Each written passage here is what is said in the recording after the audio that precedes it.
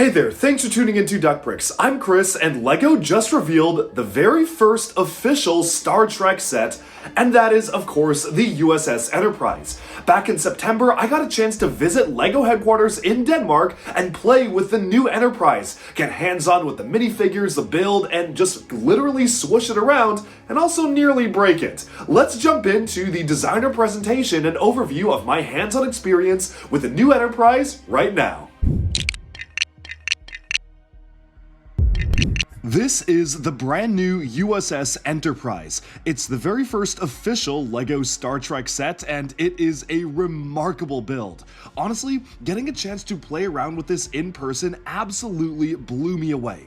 It comes with 3,600 pieces and will retail for $400 US, 380 euros or 350 British pounds when it launches very soon on the 28th of November, and it's set number 10356. If you buy it this year, you also will get a Star Trek Type 15 shuttle pod as a GWP with an exclusive minifigure as well, which is really cool to get. Overall, this was one of my most anticipated reveals when I visited LEGO headquarters, and it absolutely did not disappoint. I'm going to talk a lot more about my process playing with the set, getting a chance to swoosh it around, and even going in-depth into the minifigures, but for now, let's let the LEGO designers take it away and unveil the official, brand new LEGO Star Trek set. Whoa. Yeah. Okay. Oh, nice. Good day, I'm Captain Hans, here's Commander Crystal. And you can see already how perfectly we planned this. While we were all distracted by the curtain, we quickly snuck in. Awesome. So I wanted to start this off saying, are y'all ready to boldly go where no Lego brick has gone before? So we have Hans, he'll explain a little bit about the model, and I can dive into the minifigures. I think we had that line ready to go, huh? Why not? Yeah, here's our icons, Galaxy Class Enterprise. For the first time, and to be honest, I never thought we would be doing this. Like, never ever. And here it is. When is it coming out? Well, most important thing first, we have to wait until Black Friday. That's end of November, I think. November 28th, So, I think. yeah, so still a little bit of time to fatten your coin banks. It's not that expensive. You'll be fine. So, yeah, we have a fairly sizable model, minifigure lineup. So Crystal will talk more about it. I think we are over-promising here a little bit. Worf only has one phaser, but through the power of overdose, you will most likely get two. One is free. But back to the model, you can see it is meant for display. Oh my god. And it was very important for us that this thing could sit on one single display arm, no supports under the dish, which was a big technical challenge because the dish alone is like 1.5 kilos. And you can see from the side, this is the mother of all overhanging constructions. And to make it worse, my design brief said, Hans, this thing can separate, so make it separate. Should I separate it? Yes. That's really special because in the show they only did it like I think 2 times or so. So we have a little shuttle here. This is the safety pin. Nothing happens. Yes. So then you take the dish and fly away to safety. Oh my god. Yeah. And this is, I think, call it the combat section. I think they flew around with this in the show for a few minutes and they realized it doesn't really look that awesome anymore without the dish. So let's put the dish back on. And I'd say it's as easy as removing it. Don't forget the safety pin, otherwise your cat may have fun with this model. Yeah, we have a number of really nice prints. Like here the nameplate and the registry. As you can see, all the windows around here are also printed. We have 2 special new elements, 2 special bows. And then we also have the ship plaque right here. Yeah, I thought that was a graphic Crystal thing. She also did the windows. And if you think, yeah, they're just black dots and a gray line, not that easy to match the right level of detail. So yeah, as Crystal mentioned, we have the printed plaque here. And there are a number of color change elements. Maybe you recognize these transparent pieces here. They are from Super Mario. And when I saw these pieces, I thought we need to get these for the it's called Bussard collectors on the front. But transparent, which means buying a new mold. Spared no expenses. New mold for transparent. And I'm sure you also want to talk about the most difficult element you had ever to make, which Yes. is the deflector dish. Maybe you want to talk about that a little one before we get to the minifigures. So at first you can see the deflector dish is quite, I would say, maybe a simple graphic, but it really was one of the most complicated graphics to ever create because I needed to emulate glowing light in our design language. So many tries, many nightmares, many talking back and forth to get this right, and I really think that it really enhances the whole model. It actually kind of shows that it's like say you say it. You say it. You're in red. Is it engaging? I go for engaging. Engage. Yeah, make it so. Make it so. So yes. And then should I talk about the minifigures? Absolutely. They're all waiting for the minifigures. I know that. Yes. Like Hans It's was fine. It's like fine. Captain Hans was I saying can- this was definitely a dream come true for me as well to be part of this project. Redock the dish. Yes. Dock. And then Docking. so we managed to get 9 characters, very we call it iconic crew. We have 2 new elements. We have Worf's head and Guinan's hat. The lineup here, we got Geordie LaForge with his, what do you call this? His away packet? No, it's a Starfleet engineering case. That's correct. Obviously. I'm really bad with details. Really bad with details. But that's why we have Captain Hans. We have Worf with his phaser. We have Deanna Troi with the pad. Of course, Data with Spock. Whoop, that fell down. We have Captain Jean-Luc Picard with Earl Grey. Hot. Tea. Earl Grey hot. Black tea. Black. No, that's not what you said. It's black tea. Okay.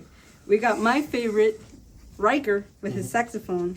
Guinan, Beverly Crusher with the tricorder, and Wesley Crusher with Yeah, the name. it's a portable tractor beam generator, a little science experiment he came out with, but in the end saves the ship. You know, everybody's favorite teenager, if you remember. And then we also managed to have the Star Trek Next Generation, the Next Generation logo and the base. Yeah, yes, and Riker got a trombone, of course. Yes. You know, it's also golden shimmering.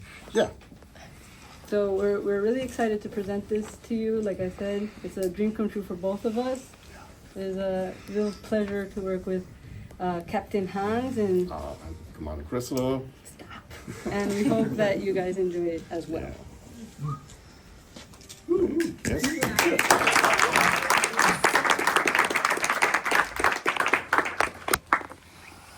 Questions? Oh, good question. Hans, what was it like working on an iconic gray spaceship? Good one, good one. Yeah. So I can't avoid it, you know. I think one reason I came to ICANNs was to get away from big gray spaceships. And my first one was the Artemis rocket, so another spaceship. But this, to get assigned as a designer to this, you have to be in the right spot at the right time. So it wasn't easy.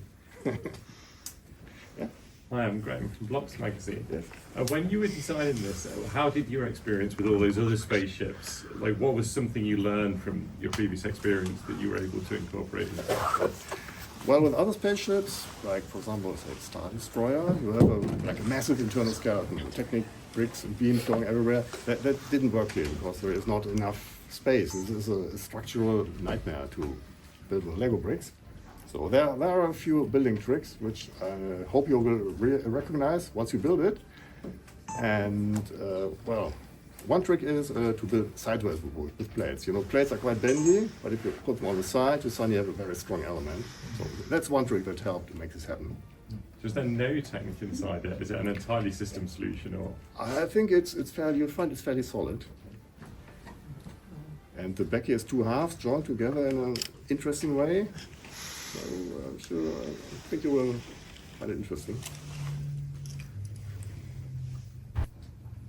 Yes? Right. I see that you've spared no expense here with giving every minifigure a relevant accessory. How did you go about choosing the references from the show to put into the set? Yeah, I mean, we're talking about a 30-year-old, no, 40-year-old show, so there's plenty of reference.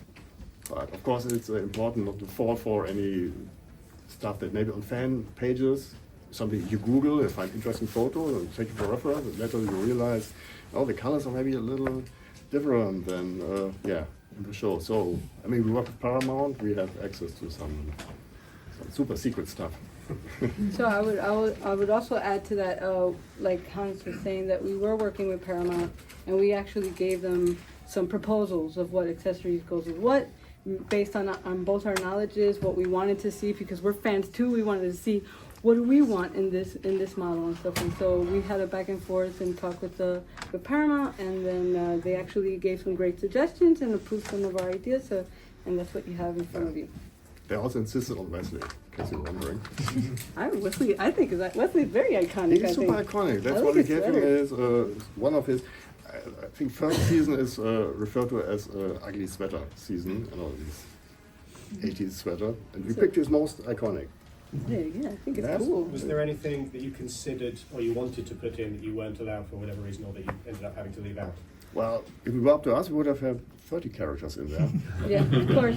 It's always a give and take, right? Because we did want to have like extra characters, extra species, all that. But we needed to find a balance in what would be the first time we ever done a set like this. So we thought that the 9 characters that we chose were pretty iconic to the crew. So I'm pretty happy with it.